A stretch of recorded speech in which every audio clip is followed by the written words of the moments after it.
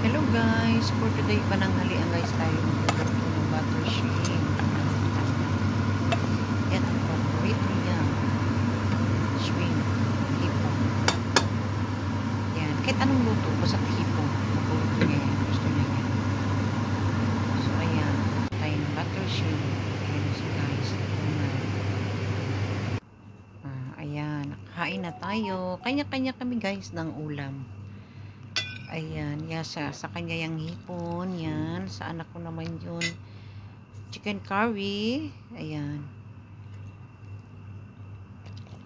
At may egg. Pag kinabukasan ng ulam guys, lalagyan niya na yan ng egg. Ako naman yan, ang akin. Yan, ang aking ulam ay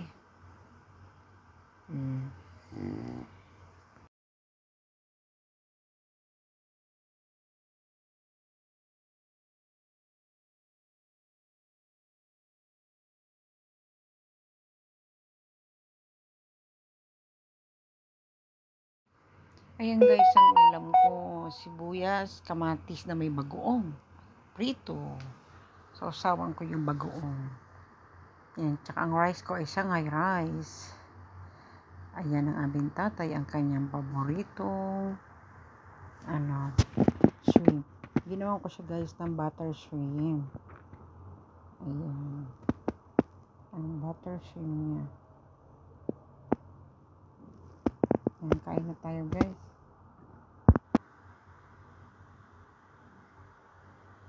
Yan, magkakamay tayo.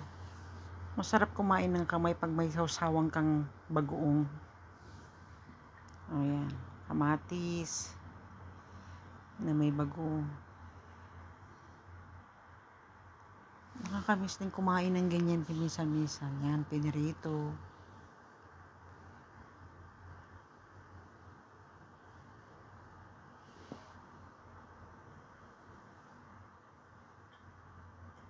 Kanya-kanya kaming ulam dyan eh.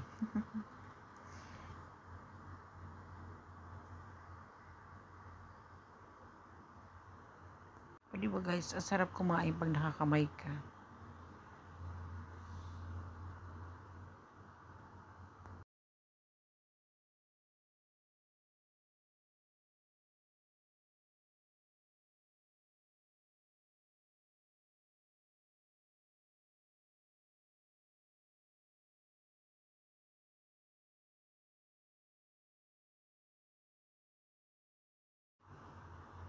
Ayan guys, gedger yan.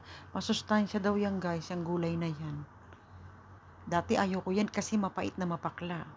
Pero nung sinabi nga na yung masustansya, pampalinis ng dugo, kaya kain tayo. Pilitin.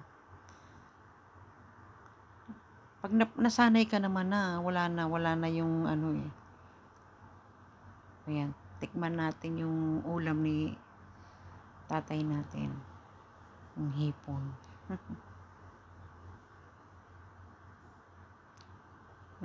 Laylo tayo dyan kasi tayo ay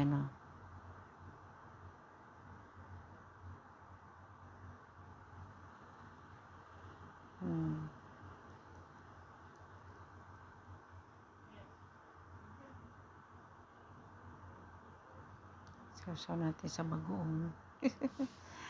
Masarap naman.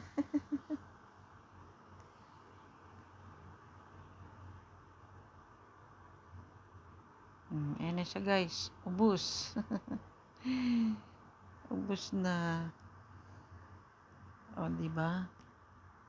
Pati paborito ng aming tatay. Ubus yan. Hindi yan natitirahan. Paghipon. Paborito. Gustong-gusto niya talaga yan. O, yung aming anak naman, ayun, may tira pa rin ko. Kunti na nga lang, may tira pa. Thank you for watching, guys. Ayan, tapos ng ating pananghalian.